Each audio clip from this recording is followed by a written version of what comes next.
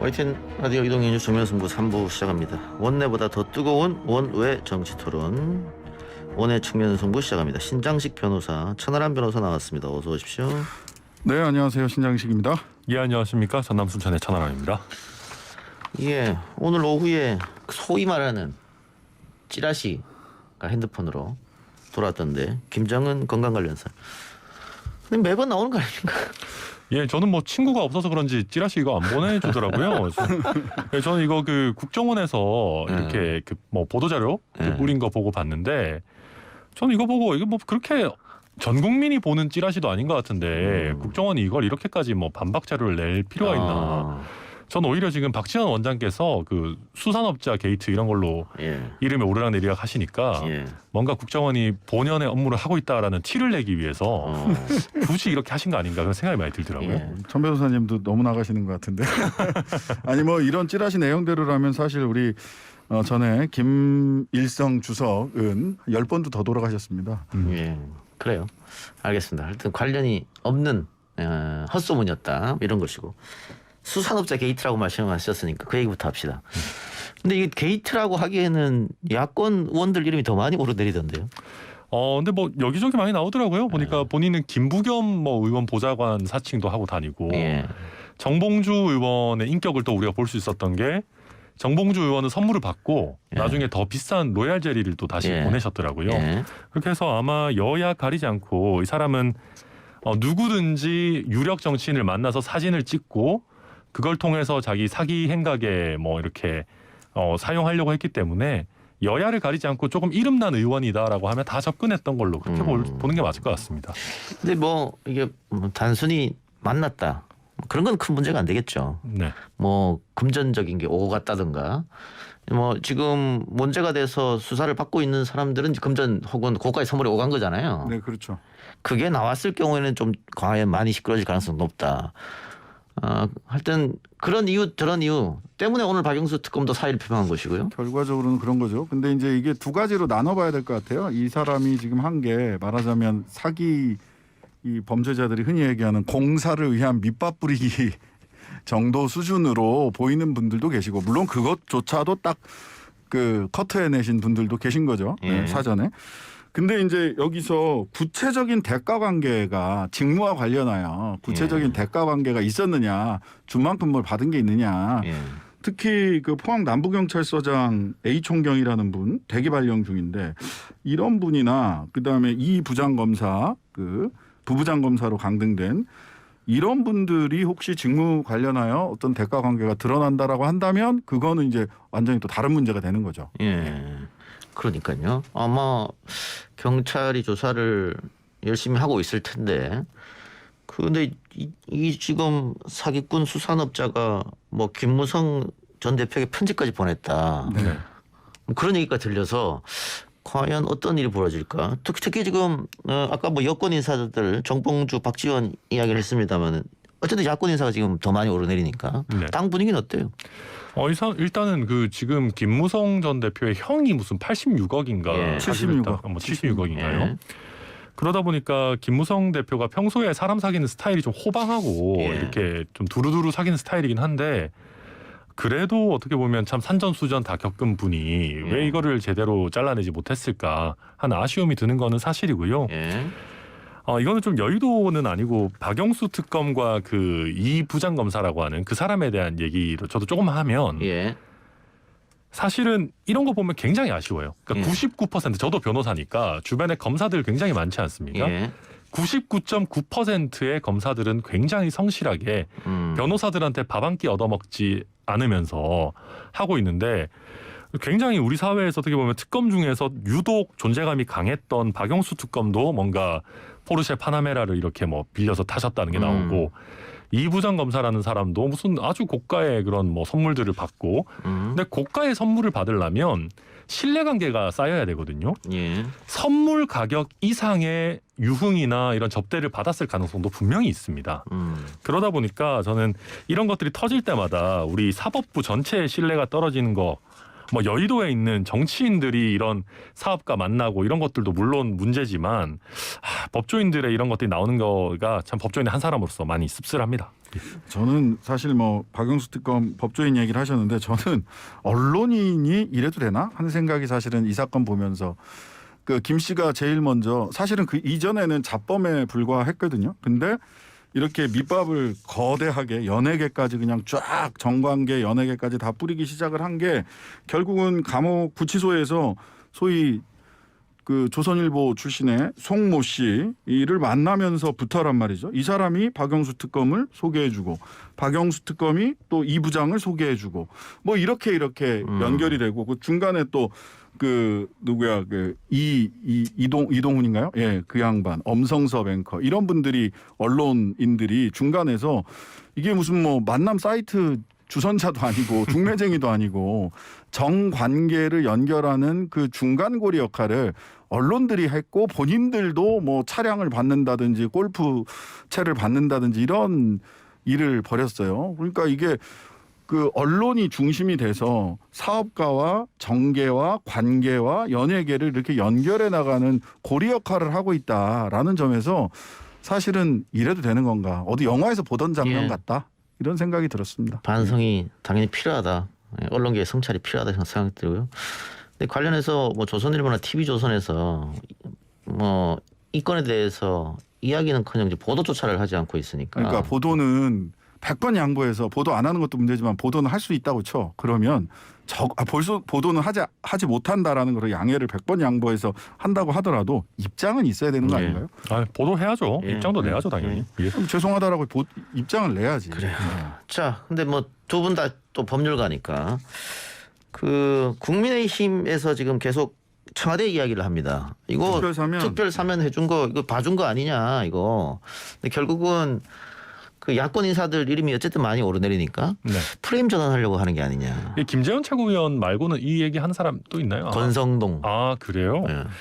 근데 저는 이거는 조금 나간 얘기인 것 같은 게 그렇죠. 왜냐하면 지금은 이 사람이 나름대로 뭐 정관계 막 여기저기 만나고 다니고 100억대 사기도 치고 하지만 이 사면을 받을 시점에는 사실 잡범이었잖아요. 1억 원 조금 넘는 돈이었다고. 그러니까 그때 뭐 변호사 사무장을 사칭해가지고 한 30몇 명의 서민들한테 뭐 수임료를 이제 편취했는데 물론 미심쩍은 구석이 좀 있긴 있어요. 뭐 9천 얼마를 주기로 하고 합의를 했는데 실제로는 1,000만 원 정도밖에 안 주고 나머지는 합의금을 안 줬더라고요. 그래서 뭐 피해 변제도 제대로 안 한 이런 서민들에게 꽤 큰 피해를 준 사람을 사면하는 게 맞냐 뭐 이런 얘기들을 할 수는 있는데 뭐 솔직히 말해서 청와대가 이런 잡범까지한테 관심이 있었겠습니까? 혹시 실수를 하더라도 이거를 뭐 걸러내는 법무부 실무자 차원에서 뭐가 있었던 거지.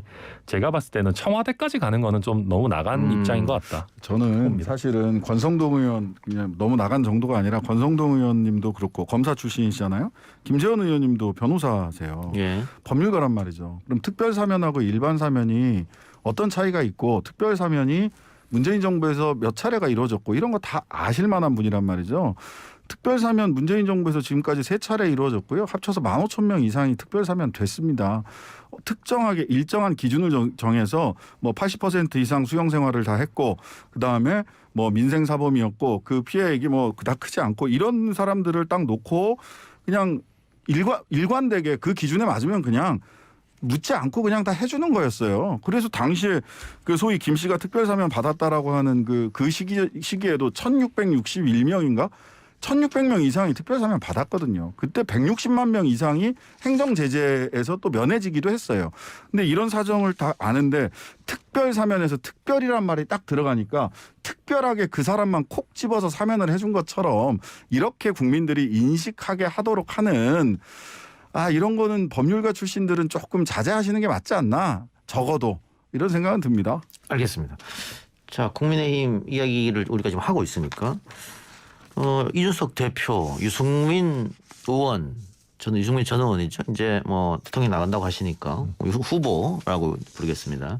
하태경 후보 여가부 폐지를 공약으로 내걸었습니다.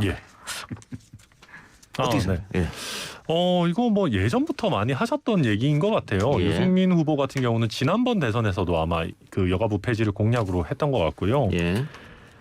이게 정치공학적으로 뭐 2030 남성표를 받으려고 하는 거다라는 비판은 뭐 당연히 나올 수 있는 부분인 것 같고 예.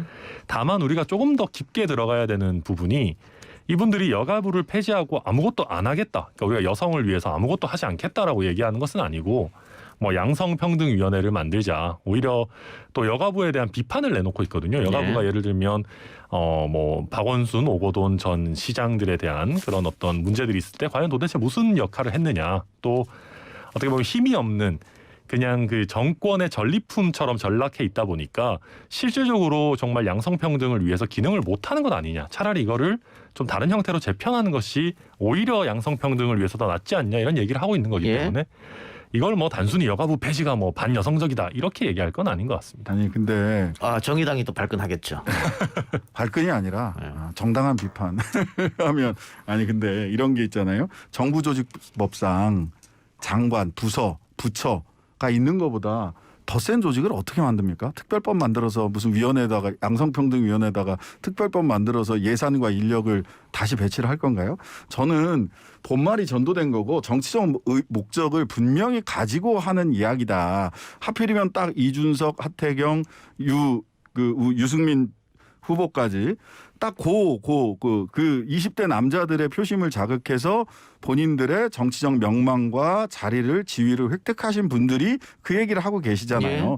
잘 못하면 그래요. 비판받을 점이 왜 여가부라고 없겠습니까? 다른 부서도 비판받아야 될 지점들이 있죠. 잘 못하면 권한과 예산을 더 많이 주고 제대로 해라. 액세서리처럼 하지 말고 제대로 양성평등, 성평등을 위해서 제대로 일할 수 있는 여건을 마련해주는 게 좋지.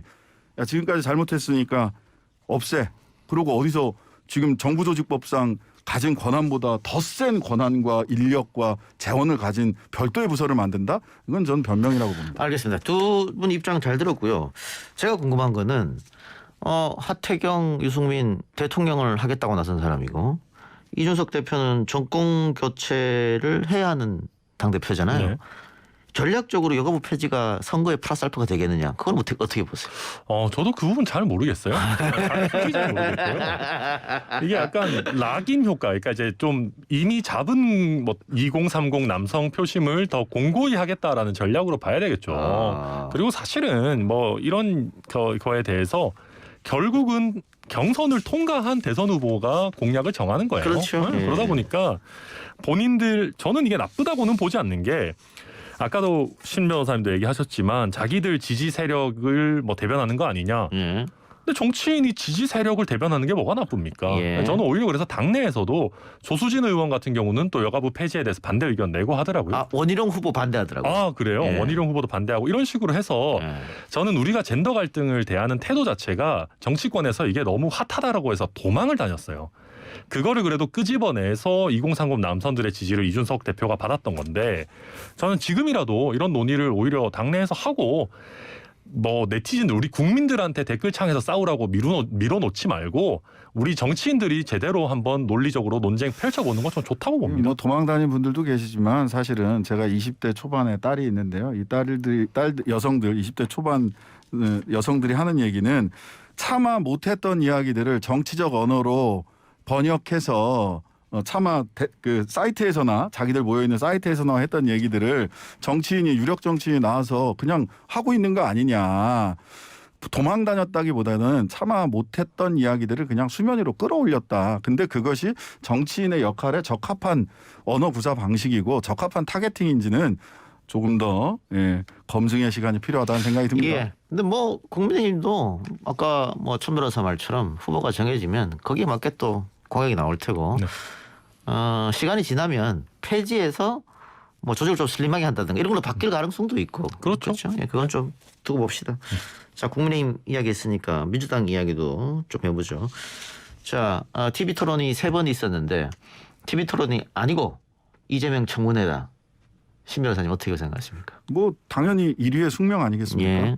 근데 이제 청문회가 보기에 따라서는 막 언론에서 나오는 거 보면 굉장히 뭐 날선 비판이 오고 갔고 뭐 다 포위하고 있다. 뭐 심지어는 이재명 후보는 동네 북이 됐습니다. 뭐 이렇게 열심히 두드려 맞겠습니다. 이렇게 얘기를 했는데 어떤 대선 경선도 당내에서 굉장히 격렬하게 진행이 됩니다.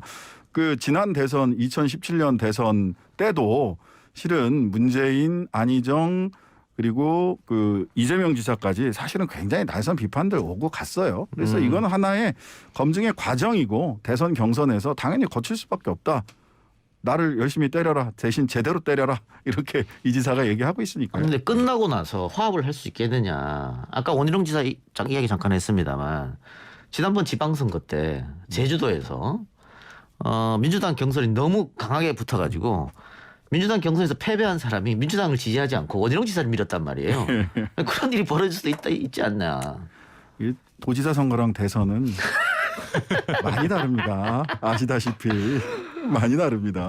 아니 뭐 도지사 선거 때 경기도 도지사 선거 때도 뭐 그런 식의 이야기들이 오고 갔다는 거 뭐 많은 분들이 알고 계시지만 경기도가 아무리 커도 도지사 선거고요. 대선은 다르죠. 알겠습니다. 근데 어쨌든 경선 과정에서 이재명 지사가 분명히 상처를 지금 받고 있는 것 같아요. 네. 지지율도 뭐 약간 빠진 게 보이고 뭐 국민의힘 입장에서 나쁘지 않은 거 아닙니까? 너무 좋고요. 너무 솔직해. 아니 지금 이재명 지사가 너무 잘 못하세요. 네. 그러니까 무슨 얘기냐면 하나의 컨셉을 정해야 되는데, 그러니까 너무 물탄 사이다 같다라는 얘기가 많이 나오잖아요. 예. 그러니까 무슨 얘기냐면 지금 2017년에 굉장히 거칠었는데 요즘 좀 푸근한 느낌으로 가려고 하세요. 예. 뭐 예를 들면 형수 욕설 그 논란에 대해서 사과도 굉장히 진솔하게 하고 그거 좋더라고요. 그러니까 자기 몸에 안 맞는 옷을 지금 입고 있다. 그렇죠. 그런 말씀이죠. 그러니까 예. 뭐 염색도 안 하고 약간 뭔가 품격 있고 느긋하고 여유 있는 느낌으로 가려고 하시는데 그러다가 갑자기 막 뭐 바지 뭐 어쩌고 저쩌고 막 이러니까 이게 왔다 갔다 하는 거예요. 그러니까 무슨 얘기냐면 국민들이 느끼기에 이재명 지사가 이제는 좀 너그러워졌고 대통령으로서 어떻게 보면 좀 품격 있는 모습을 갖추나 이렇게 싶었는데 딱 보니까 역시 이재명 안 변하네. 그냥 그때 그 강한 매운맛 이재명이네. 이렇게 나오게 되는 거죠. 예. 근데 또 박용진 의원이랑 치고받는 걸 보면 예. 박용진 의원한테 밀려요. 그러다 보니까 제대로 된 매운맛도 아니고 뭔가 기본소득 이런 문제에서도 뒷걸음질 치면서 예. 신경질적으로 나온단 말이죠. 예. 박용진 의원한테 뭐 물어보니까 자기가 알아서 찾아봐라 이런 식으로 답변하는 예. 거는 요약하자면 이재명 지사께서 순한 맛으로 갈지 매운 맛으로 갈지 노선을 확실하게 정하고 그렇게 쭉 밀어붙여야 되는데 왔다 갔다 하는 모습을 보여주니까 국민들에게 뭐 혼란을 주고 있다 그렇게 봐야죠. 첫 번째 국민들이 이게 9명일 때 큰 관심은 아직은 없는 것 같고요. 예. 본선 올라가야 관심이 있을 것 같고 두 번째 그 한국 축구는 축구할 때 그 월드컵 16강전을 제일 열심히 대비합니다. 왜냐하면 거기를 통과해야 되거든. 근데 브라질이나 아르헨티나, 프랑스는 8강전이나 4강전 대비하죠. 그래서 오히려 16강전 할 때 굉장히 전력이 제대로 구성이 안 돼가지고 지기도 하고 막 이래요. 간신히 올라가고 이러기도 하는데 이재명 후보는 제가 보기에는 본선을 준비해서 최대한 상처를 줄이려고 하는 거다라는 생각이 들고요. 그다음에 세 번째 보면 이재명 후보가 중간 아까 천 후보님 천하람 그 변호사님 말씀하듯이 중간중간에 불뚝성질이 가끔 나와요. 근데 저도 된다. 그냥 이 토론할 때 그냥 아이고 예 알겠습니다. 잘 알겠습니다 하고 지고 넘어가도 충분하다. 지금 1위 후보기 때문에. 그래서 노선을 딱 정하셨으니까 노선을 벗어나지 않게 이 잔펀치에 너무 불끈불끈하지 않으시는 게 좋겠다라는 말씀을 드립니다. 컨설팅 해드렸습니다. 지금 하시는 거 보니까 못 참으실 것 같아요. 못 참길 바라시는 것 같은데. 근데 차라리 근데 이게 왜냐하면 저는 이해가 안 되는 게 지금까지 자기가 그런 어떤 사이다 같은 시원함으로 여기까지 잘 오셨잖아요. 근데 왜 여기서 스타일을 바꿔? 지금까지 하던 아주 훌륭한 스타일인데. 아마 본선 가면 그렇게 할 겁니다. 그래요. 지금 예선에 1위 하니까 1위 후보의 여유를 보여주고 싶었던 거죠. 아마 그러니까 본선 가면 그 모습이 다시 나올 거예요. 그 여유를 일관되게 있겠습니다. 보여주시는 게 좋겠다라고 컨설팅합니다. 그러니까 아까 천안 변호사 말처럼 내 몸에 안 맞는 옷을 지금 입고 있는데 일단은 전략적으로 1위 후보의 여유를 보여주려고 했던 거죠. 그런데 그러다 보니 갑자기 뭔가 자꾸 나오는 거지 안에서. 그래서 지금 어쨌든 엇박자인 것 같은데 여권의 1위 후보인 이재명 후보가 상처를 좀 받았는데 마찬가지로 야권의 1위 후보인 윤석열 후보도 장모 구속, 아내 논란, 거기다 이제 아내분의 지금 논문 표절까지 지금 제기됐고 국민대에서 진실성 검증위원회 열겠다라고 얘기했단 말이죠. 예. 논문 표절로 결론이 난다면 또 한 번 상처를 받을 텐데. 그렇죠. 거기다가 지금 국민의힘 입당도 아직 결정하지 못했고 그런 상황입니다. 이건 어떻게 보세요? 우선은 일단 지금 장모 그 구속 보면 사실 꽤 큰 악재가 될 거다. 뭐 예를 들면 본인이 개입하거나 이런 건 아니니까 대형 악재까지는 아니더라도 어느 정도의 타격은 입을 거다라고 예상을 많은 분들이 하셨는데 지금 드러난 지지율 추이로만 보면 일단 당장 영향은 크게 없어 보여요. 예. 제 생각에 그거의 가장 큰 원인은 이재명 지사가 생각보다 경선 과정에서 매력을 못 보여주고 있다라는 게 또 하나 있을 거고 저는 그 지금 뭐 여러 가지 악재들 앞으로 뭐 더 나올 수도 있고 뭐 지켜봐야 되겠습니다만은 민주당이 이번에 악재가 너무 많아요. 그러니까 김경률 회계사 불렀다가 또 철회하고 막 무슨 굉장히 이상하게 됐던 게 있는데 예. 그걸 하면서 많은 중도층 국민들이 생각할 때 민주당이 아직 조국 전 장관의 당에서 벗어나지 못하고 있다라는 인상을 많이 줘요. 그러다 보면 조국 전 장관과 굉장히 명확하게 대척점에 있는 윤석열 전 총장은 지금 솔직히 말해서 정무적으로 그렇게 잘하는 거 별로 없거든요. 예. 무슨 SNS에 뭐 애처가 올렸다가 뭐 지우고 이런저런 사소한 악재들도 많이 나오고 있는데 예. 민주당이 이 부분을 정리를 하지 못하는 한은 그 반사 효과로 저는 윤석열 전 총장이 여러 악재에도 불구하고 지지율 꾸준히 갖고 갈 확률도 된다. 이렇게 봅니다. 이슬비에 속옷 졌고요. 잔매에 골병듭니다. 그걸 잘 생각하셔야 될 겁니다. 예. 알겠습니다. 그런데 윤석열 후보가 정치를 선언하는 자리에서도 그렇고 최근에 나온 워딩도 그렇고 너무 보수 우파 쪽을 향한 구애가 아니냐. 그런데 선거는 51대 49로 끝이 난다고 봤을 때는 중도층을 잡아야 되는 것이거든요. 그렇죠. 근데 보수 우파는 뭐 속된 말로 잡힌 곡이 아니냐. 그렇다면 중도층을 공략할 수 있는 워딩이 나와야 되는데 그게 왜 안 된다고 보세요?